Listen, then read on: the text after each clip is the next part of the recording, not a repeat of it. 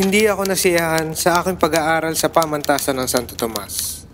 Palagay ko ay may kinikimkim na galit ang aking propesor sa akin.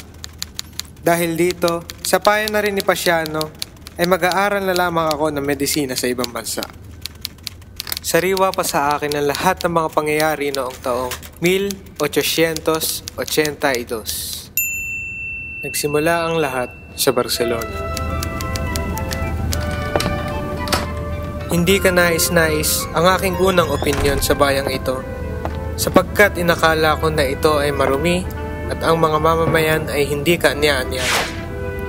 Ngunit sa paglipas ng panahon, nabatid ko na ito pala ay napakagandang bayan na naniniwala sa kalayaan at liberalismo at may mga mamamayang mayroong magagandang puso.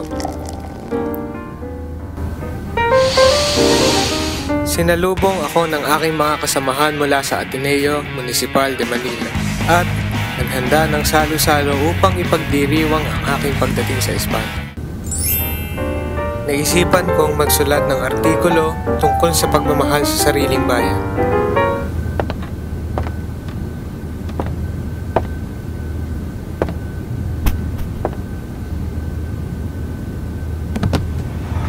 Napakaganda na nga ng aking buhay dito sa Espanya.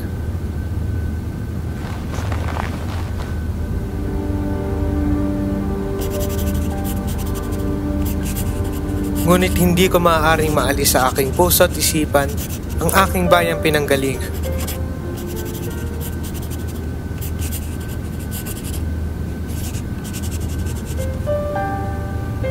Pinamagatan ko itong Amor Patrio o pagmamahal sa bayan.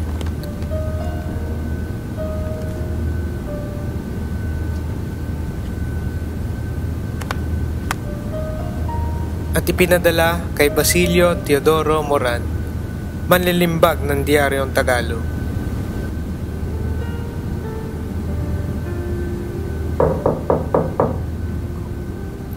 Nakatanggap ako ng liham mula kay Pasiano tungkol sa pagsilakbo ng kolera sa Maynila at mga probinsya.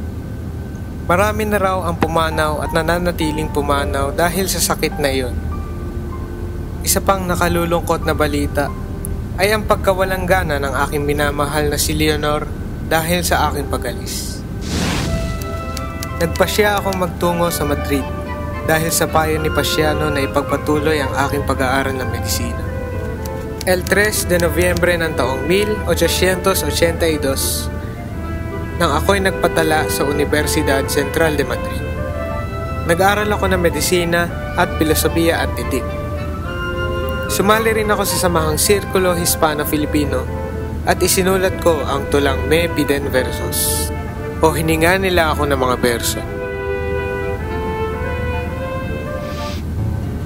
Sa bayang ito ako natuto ng paglililok, eskrima, Pranses, Aleman at Ingles.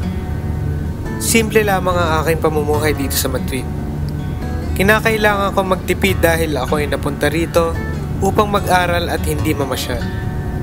Isinasaayos at isinasantabi ko ang mga peseta na aking kinakailangan at hindi nagpapadala sa alak, sugal at babae. Maliban sa isa, Consuelo. Hay, ngunit hindi maaari ang aming pag-iibigan dahil ako'y mayroong Leonor Rivera at siya ang itinitibok ng puso ng aking kaibigang si Eduardo Delete.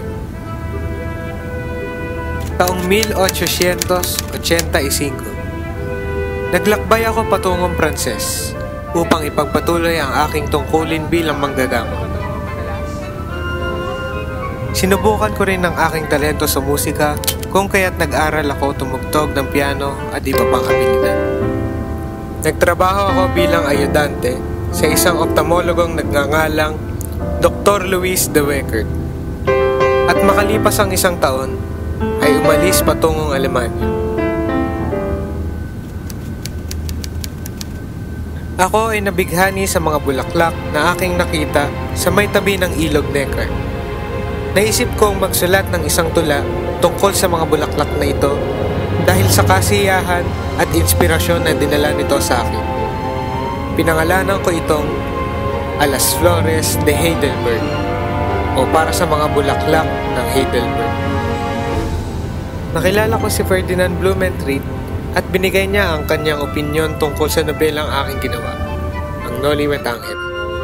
Simula noon ay naging magkaibigan na kami at parating nagsusulatan ng liham.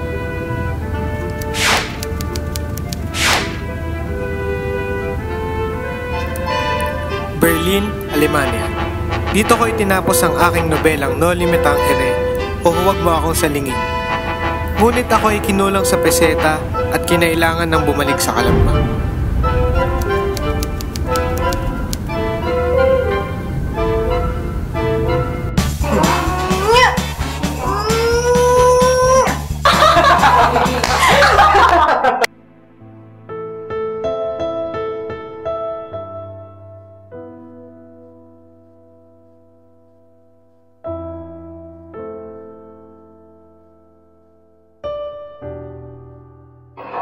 Change!